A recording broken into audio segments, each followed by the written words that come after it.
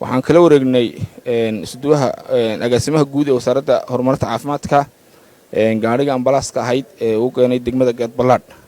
runtii waxaan si toos ugu soo wareejinayaa mas'uuliyiinta caafimaadka gobolka Gabiley isduwihii taagan si ugu salaamayaa odayaasha deegaanka suldaanka ugu horeeyo iyo cuqaasha iyo dadweynaha reer Geedbalaadh qoladan wafti aan wada soconay agaasimaha guud iyo runtii xildhibaan Cabdikariin xildhibaanada golaha deegaanka maayarka iyo taliyaha qaybta iyagana runtii waa u mahad celinay safarka aan soo raacnay maamulaha iskuulka Qalax iyadana waa salaamaya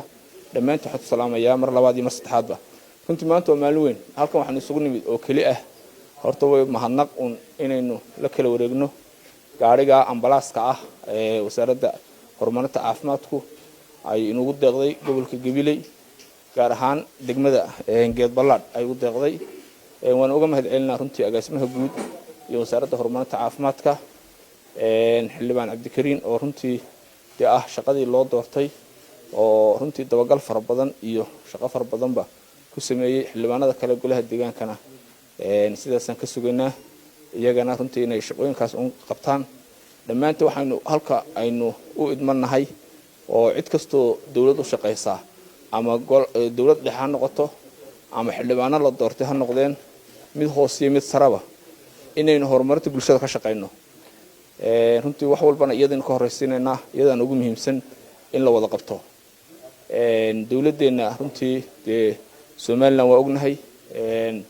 dadkeena waxa South Africa waxa la yiraahdaa marka laga sheekeynayo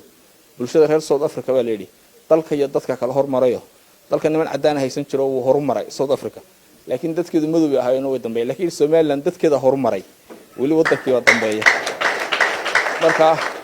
bulshadu expectation fara badan iyo rajooyin fara badan bay qabtaa laakiin wayna ogaataa meeshan marayno xaqiiqda waa taas waxa xilwaan ka sheekeynay guddiga dhaqaaluhu ku jira miisaaniyadda uu ku dhex jira waxay tahay uu og yahay inagu IMF lacagina ma siiso World Bank lacagina ma siiyo Switzerland akoon inagama furna aynu lacag ka deymano ku soo amaahano oo wadankeena meel walba aynu kaga dhigno wado sidaas daraadeed cid kasta mas'uuliyadda qabata oo madaxweynaha jamhuuriyadda Soomaaliland mudane Muuse Biixi Cabdi ugu horeeyo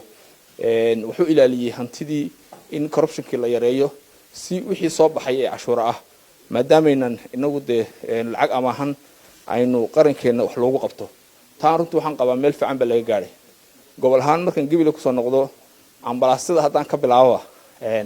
waxaan u maleynayaa gobolada Soomaaliland ugu ambalaaska badan bayna dhowr iyo 10 ambalaas ba Gabiley yaala degmo Gabiley ku taalo aan ambalaas oo ma jiro kan agaasima caafimaadku wuu inoo sharaxi doonaa ma jirtaan u maleynaya gobol hore aanu ka soo shaqeeyo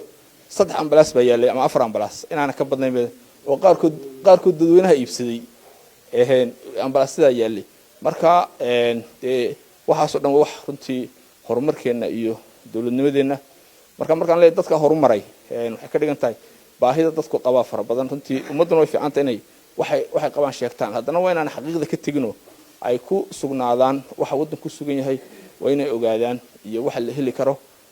dawladii iyada runtii ka walwal badan san qabo shacabkeeda oo haday nabadgelyo noqoto inagu wax ugu badan focus kala saaraa ama miisaaniyadeena ama dhaqaalaheena dalka focus kala saaraa nabadgelyada waana tan halka ku soo gaadhnay qofka soo reer Soomaaliland meel kasta jooga waxa laga rabaa inaynu saynu itraaf weelna laga shaqeeyo si marka aynu adduunkeena u gaadhno wadamada jaarkaana aynu wax ula qaybsano adduunkana aynu meeqaan kulan ka qaadano taas ma muhiim runtii si gaar waxaan u mahad celinayaa mar labaad iyo mar saddexaadba wasaaradda horumarinta caafimaadka oo agaasimaha guud uu inagala joogo iyo xildhibaanka runtii waqti badan geliyay arintan dhamaanteen waxaan isu kaashanaa horumarka ambalaastan la keenay runtii gaarigaasi sida laga sheekiyay waa gaari cusub oo broniyo wax yar oo 300 kilomitir ka yar buu runtii kilomitirkiisu u socday sanadkan ku jira 2022 ayuu soo baxay oo runtii Japan ay sameysay marka darawalka iyo mas'uulka qofka gacanta ku qabanaya bay tahay inuu cimrigiisa ku dheerariyo waxaan u baahanahay marka inaynan qof kasta u dhiibin qofkii gaariga cimrigiisa ku dheerarin lahaa inaan helno si aynu baahiyeeno dhan aynu uga gudano